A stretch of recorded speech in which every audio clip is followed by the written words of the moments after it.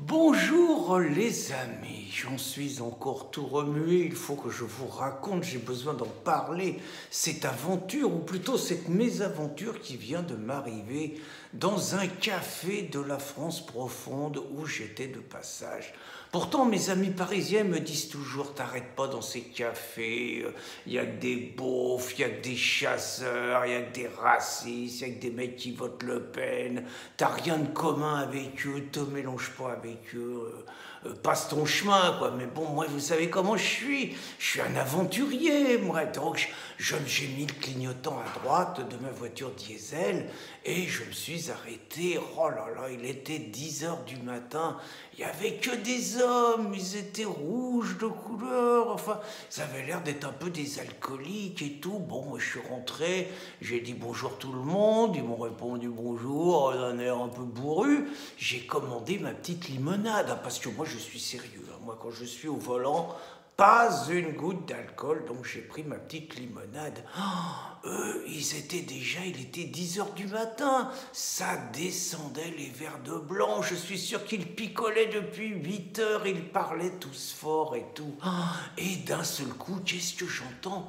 Il y en a un qui crie à la cantonade, t'as vu la salope à Macron, elle va se faire refaire la façade. Et ils ont tous rigolé, comme des gros beaufs qui sont. Alors moi, je supporte pas qu'on touche à Brigitte, hein, parce que d'abord, elle a mon âge, hein, elle est née en 1953, et puis moi, ça m'émeut, une histoire d'amour comme ça, qui dure. Les gens disent, il y a 24 ans d'écart, bah oui, mais alors pour une fois que c'est dans ce sens-là, moi, ça me dérange pas.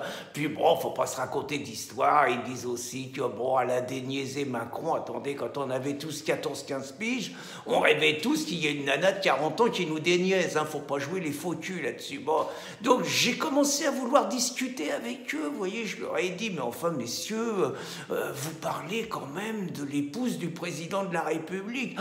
Dans ce cas-là, à ce moment-là, j'ai été interrompu tout de suite, un mec qui a dit, cette salope qui a dépucelé son élève, elle devrait être en tôle. Et ils ont tous rigolé, qu'est-ce que vous voulez discuter avec des brutes pareilles? Et puis il y en a un autre qui a dit, de toute façon, avec la gueule qu'elle a, elle avait le choix entre porter la burqa ou l'opération. Et encore une fois, toutes ces brutes ont rigolé. Alors il y en a un autre, ça a été le summum.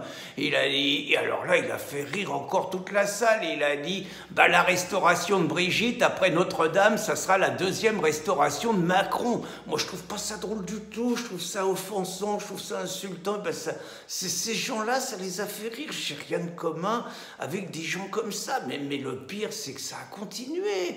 Après il y en a un autre encore qui a dit, ah ben le chirurgien avec toutes les gravoses du gouvernement, il pourrait avoir un prix de gros. Je dis, enfin, monsieur, mesurez vos propos.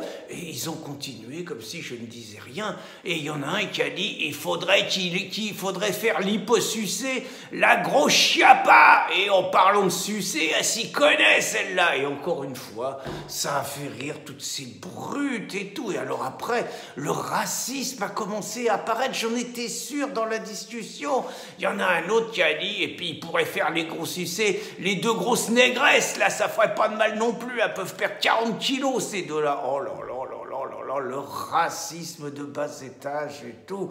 Et il y en a même un, alors j'avoue, je la connais pas bien, Jacqueline Gouraud, il paraît que c'est une ministre, elle est un peu obèse, elle vient à l'Assemblée avec ses chaussons, et c'est vrai, j'ai regardé des photos là depuis, elle fait au moins 130 kilos.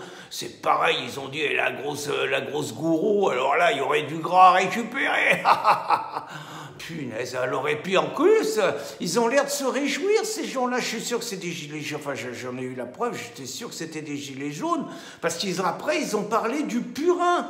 Ils ont parlé du purin et du fumier que des voyous, quand même, mettent sur les permanences de personnes qui ont été démocratiquement élues. Et vous savez pas, il y en a un qui a dit, c'est pas du burin, c'est pas du purin qu'il faut leur mettre, c'est du busin. Et ils se sont servis une tournée. Alors je dis que je leur ai dit que leurs propos étaient inadmissibles. Et c'est là que j'ai vu que c'était des gilets jaunes. parce qu'ils se sont mis à chanter « On est là, on est là, même si Macron ne le veut pas, nous on est là !» Et en même temps qu'ils chantaient, ils buvaient et tout, je me suis dit « Mais qu'est-ce que je fais ?»